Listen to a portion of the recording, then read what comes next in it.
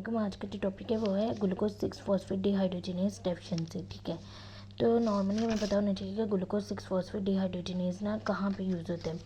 तो मैं आपको बस थोड़ा सा ओवरव्यू दूंगी। जो ग्लूकोज 6 फॉस्फेट डिहाइड्रोजिनेज एंजाइम है ना, ये हमारे पास HMP शंट में यूज़ होता है। HMP शंट, और HMP शंट क्या है कि हमारे पास अगर सेकेंड ईयर बायोकेमिस्ट्री थोड़ा बहुत आपको याद हो तो HMP शंट जो होता है वो हमारे पास मेजर सोच है NADPH का।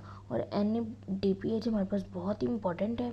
और उसकी इम्पोर्टेंस की वजह क्या है कि हमारे पास हमारे पास बॉडी में हमें पता है कि फ्री रेडिकल्स वगैरह भी जनरेट होते हैं और रिएक्टिव ऑक्सीजन स्पीशीज़ होती हैं, तो ऑक्सीडेंट आते हैं। ठीक है, जो हमारे पास मेनली जो रिएक्टिव ऑक्सीजन स्पीशीज़ का सोर्स होता है ना, रिएक्टिव ऑक्सीजन स्पीशीज़ का सोर्स जैसे H2O2 और इसी तरह से और जो हो गई हैं O2 नेगेटिव। ठीक है, तो ये हमारे पास आते हैं, रिएक्टिव ऑक्सीजन स्पीशीज़ आती हैं न्यूट्रोफिल्स और मैक्रोफेजेस से।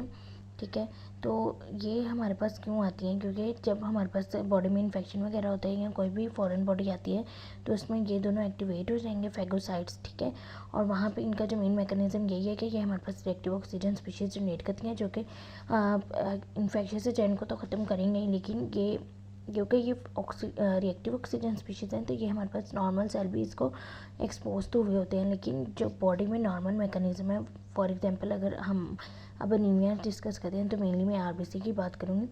तो आरबीसी में हमारे पास एक होता है ग्लूटाथायोन। ठीक है, ग्लूटाथायोन जो होता है ना वो क्या करता है कि ये जो रिएक्टिव ऑक्सीजन स्पीशीज़ है ना इसको रिड्यूस करवा देता है, और वो खुद क्या हो जाएगा, ऑक्सीडाइज, मतलब इसको वो रिड्यूस करवाएगा और खुद हमारे पास ऑक्सीडाइज फॉर्म में कन्वर्ट हो जाएगा। उसके बाद हमारे पास ग्लूटाथायोन सिंथेज एंजाइम होता है, जो कि हमारे पास क्या करता है, सिंथेज। तो ये हमारे पास क्या करेगा कि ये ग्लूटाथायोन की जो ऑक्सीडाइज फॉर्म है उसको दोबारा से रिड्यूस फॉर्म में कन्वर्ट कर देगा, ताकि वो दोबारा से आरबीसी में उसको रिएक्टिव ऑक्सीजन स्पीशीज़ के खिलाफ उसको प्रोटेक्ट कर सके आरबीसी को। लेकिन अगर अब इसको ग्लूटाथायोन सिंथेज को क्या चाहिए, इसको चाहिए ग्लूटाथायोन को रिड्यूस करने के लिए NADPH, मतलब वो H यहीं से लेगा और उसमें ऐड करेगा, जिसकी वजह से वो ऑक्सीडाइज फॉर्म दोबारा से रिड्यूस में कन्वर्ट हो जाएगी। थोड़ी सी मेरी राइटिंग ख़राब है और प्रेजेंटेशन भी बहुत पुअर है, लेकिन थोड़ा बहुत आप इसको समझ लीजिएगा, बुक पे वैसे सारा लिखा हुआ है। ठीक है, तो अब हमें पता है एडिशन ऑफ हाइड्रोजन और whether the addition of the electron is called the reduction. तो जब हाइड्रोजन ऐड होगा तो वो ऑक्सीडाइज फॉर्म अल्टीमेटली कन्वर्ट हो जाएगी into reduce form, and this is how वो रिड्यूस फॉर्म में अगेन कन्वर्ट हो जाएगा। लेकिन लेट्स सपोज कि NADPH का सोर्स क्या है, NADPH का सोर्स है HMP शंट, मतलब जो मेजर सोर्स है HMP शंट, और HMP शंट का जो मेजर एंजाइम है ना वो है ग्लूकोज 6 फॉस्फेट डिहाइड्रोजिनेज। अब जो ग्लूकोज 6 फॉस्फेट डिहाइड्रोजिनेज था, लेट्स सपोज उसकी डेफिशिएंसी है, मतलब वो नहीं है बॉडी में, इसका मतलब HMP शंट नहीं होगा, इसका मतलब कि NADPH नहीं बनेगा, और जब NADPH नहीं बनेगा तो ग्लूटाथायोन की oxidise form into reduce form में कन्वर्ट नहीं होगी, और जब वो कन्वर्ट नहीं होगी रिड्यूस फॉर्म में तो वो अनएबल होंगे रिएक्टिव ऑक्सीजन स्पीशीज़ को रिड्यूस करने में।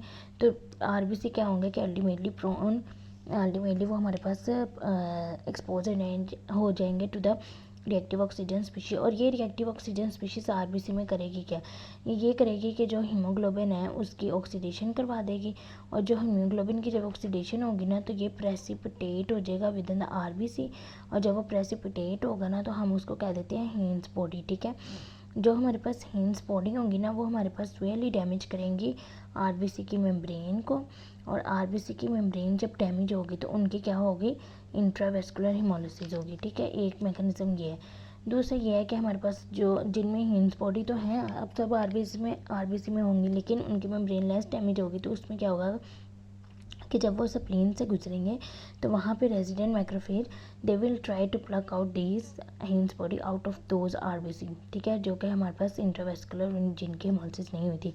तो अल्टीमेटली स्प्लीन में फैगोसाइट्स के जो मैक्रोफेज है वो ट्राई करेंगे कि हेन्स बॉडी को रिमूव कर they from those RBC, and जब वो रिमूव करेंगे तो हमारे पास स्प्लीन में क्या बन जाएंगे, बाइट सेल।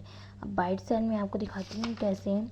ठीक है, तो यही है कि उन्होंने उसमें से एक चीज़ निकालने की कोशिश की और इस तरह से वो बाइट सेल जो होंगे वो फॉर्म हो जाएंगे। ठीक है, तो हमारे पास जिसकी वजह से हमें पेरिफेरल स्मीयर में ये बाइट सेल मिलेंगे और आरबीसी के अंदर क्या होंगे, हमें हीन्स बॉडी मिलेंगी। That is simply the haemoglobin precipitate.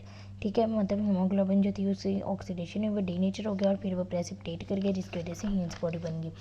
अब ये सारी इसकी पैथोजेनेसिस थी, मैं बुक से आपको रीड करवा देती हूँ। Red cell constantly expose to both exogenous and endogenous oxidant which are normally in activity by reduce glutathione.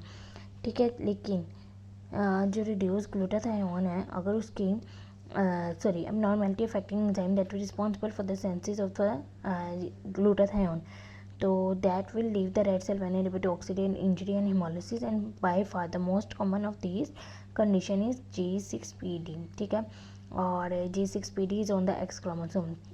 Pathogenesis क्या है कि हमारे पास G6PD deficiency is typically associated with transient episode of intravascular hemolysis caused by the exposure to environmental factor, जिसमें infectious agent आ जाता है, drug आता है, date produce oxidant stress.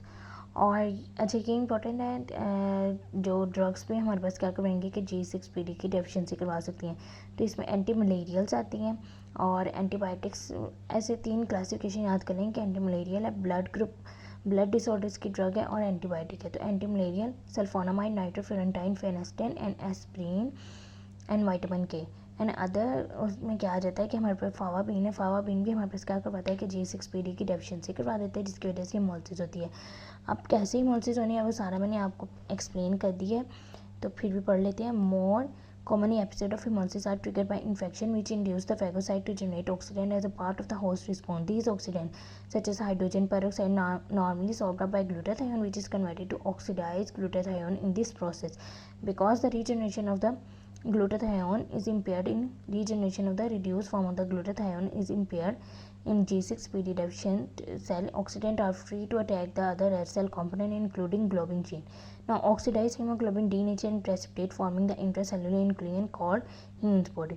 ये वही बात है जो मैंने बता दी है कि जब वो जी रिड्यूस फॉर्म में नहीं बनेगा due to the deficiency of G6PD, तो G6PD की वजह से क्या होगा, NADPH नहीं होगा, जिसकी वजह से ये रिड्यूस फॉर्म में नहीं बनेगा। तो फ्री रेडिकल्स जो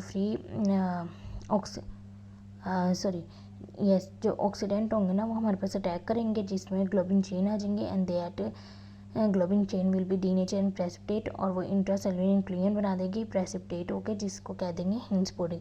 now this Heinz body can damage the red cell membrane so severely that intravascular hemolysis result. Other cell with less damage lose their deformability and suffer further injury when splenic phagocyte attempt to pluck out the Heinz body creating bite cell। ठीक है, such cell become trapped on the recirculation to the spleen and are destroyed by the phagocyte। अब इसके clinical features क्या होंगे कि haemolytic anaemia, तो इसके features वही होंगे कॉमन से कि अनीमिया वगैरह होगा, जॉन्डिस हो सकता है, हेपेटोसेप्लिनोमेगाली हो सकती है, और यही इसके फीचर्स हैं। यहाँ पे इस तरह से नहीं लिखे हुए, लेकिन आपने जनरल फीचर्स क्या याद रखने हैं हीमोलिटिक अनीमियाज के। तो hemolysis develop usually 2 to 3 days after the drug expiry and its variable severity because G6PD is actually in the red cell are affected male are uniformly deficient and vulnerable to oxidant injury। क्योंकि mail में एक ही chromosome होता है X, तो उसमें अगर वो affected है तो उनमें वो यूनिफॉर्म डेफिशिएंट होंगे और उनमें सीवियर हेमोलिसिस होगी। लेकिन फीमेल में 2 होते हैं और एक की रैंडम एक्टिवेशन हो जाती है, दूसरी रैंडम इनएक्टिवेशन हो जाती है। और फीमेल में क्या होगा कि both population of the RBC जो होंगी उसमें पाई जाएंगी, one with the normal G6PD और अदर में क्या होगा कि G6PD डेफिशिएंट होगा। Most carrier female are unaffected except for those with the large proportion of the deficient red cell. अब इसमें यही है लायोनाइजेशन कहते हैं कि random inactivation of one of the X chromosome in the female, उसको lyonisation कहते हैं। उसके बाद उन्होंने इस पैराग्राफ में बताया हुआ है कि G6PD की डेफिशिएंसी के वेरियस वेरिएंट है, और जो उसमें G6PD इनएक्टिव वेरिएंट जो है ना, ये हमारे पास अफ्रीका और अमेरिका वगैरह में होता है, जहाँ पे मलेरिया जो होता है इंडेमिक है, और उधर वो मॉडेस्टली डिक्रीज ही करता है half life of the RBC. उसके बाद उन्होंने यही कहा हुआ है कि ये ड्रग की वजह से जब होता है, एंटी मलेरियल ड्रग की वजह से, पीछे हमने डिस्कस किया था कि anti malarial drug is also associated with the decrease in the level of the G6PD। तो वो क्या करेंगे कि जब bone marrow compensatory response of haemolysis होती है, तो वही मैंने कहा ना हमने जनरल फीचर्स क्या रखने हैं। तो वो क्या करेगा कि bone marrow compensatory increase production करवाएगा, और जो न्यू सेल बन रहे होंगे ना उनमें educate amount of the G6PD होगा, जिसकी वजह से क्या होगा कि इसकी जो डेफिशिएंसी है ना वो प्रोलॉन्ग नहीं हो पाएगी। ठीक है, उसके बाद जो इन्होंने ये बताया हुआ है मेडिटेरेनियन फेमिलियर जो कॉज टाइप है ना, इसकी वेरिएंट फॉर्म है, उसमें स्फीयर डेफिशिएंसी होती है एंजाइम की, और वो हमारे पास स्फीयर हिमोलिसिस भी होती है उसमें। तो ये था सारा G6PD से रिलेटेड। तो इजी है, बस इसमें जो याद करने वाली वो यही बात है, और वो मैंने आपको एक आप फ्लो चार्ट बना लीजिएगा, फिर इजी है। अल्लाह हाफिज़।